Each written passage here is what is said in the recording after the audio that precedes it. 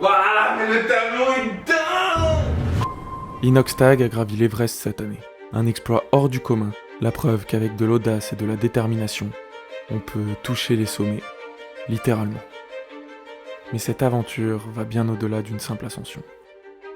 C'est un symbole, le symbole que chacun a un Everest à gravir dans sa propre vie.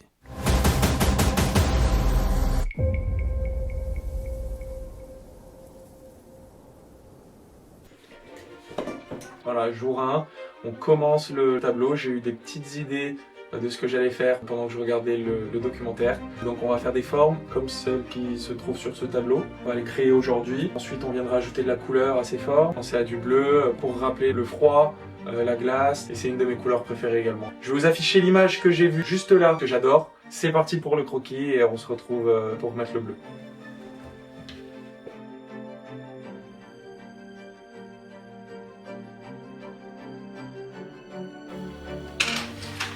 Voilà, donc le croquis est terminé et maintenant on va commencer à travailler sur la partie principale, la photo d'inox. Donc on va intégrer ça au croquis. Voilà, c'est parti.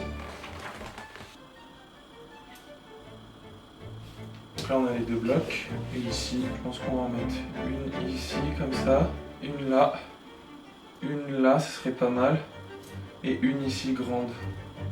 Voilà.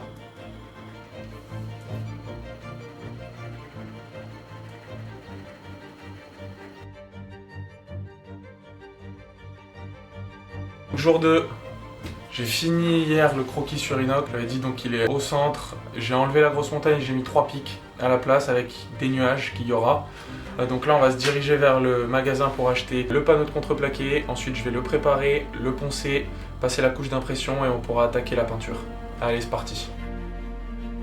Voilà, donc le panneau de contreplaqué est enfin découpé et là je suis en train de le poncer.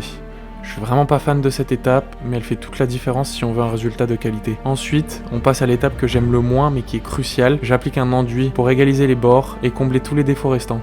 Maintenant, il me reste plus qu'à poncer tous les bords avec du papier de verre. Ensuite, il faudra que je ponce toute la surface une nouvelle fois avec ma machine au grain 120 également. Et ensuite, je pourrai passer à la couche d'impression.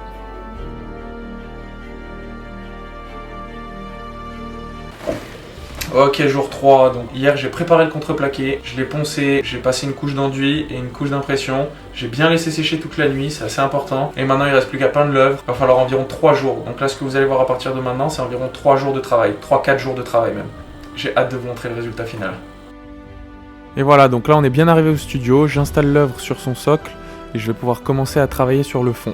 Je commence toujours par le fond pour avoir le maximum de forme et pour ensuite y ajouter les détails. Voilà, donc là j'ai attaqué le premier plan et on commence vraiment à rentrer dans le vif du sujet.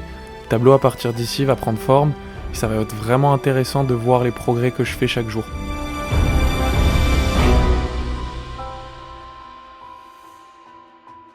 Si l'œuvre vous plaît jusqu'ici, n'hésitez pas à vous abonner, à liker la vidéo et à me donner votre avis dans les commentaires.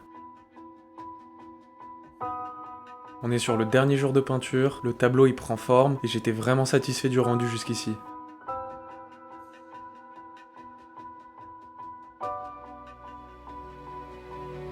On arrive sur les dernières retouches, il manque plus qu'à enlever le scotch. Et voilà le résultat final.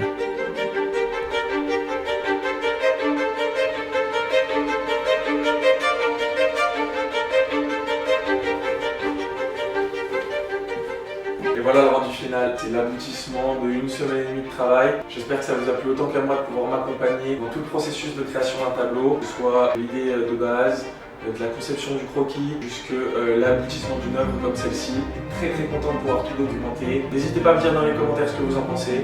N'hésitez pas à mettre un pouce bleu et à vous abonner, ça m'aide à continuer ce genre de contenu. Moi je vous dis à très bientôt dans une prochaine vidéo et je vous laisse avec le rendu final.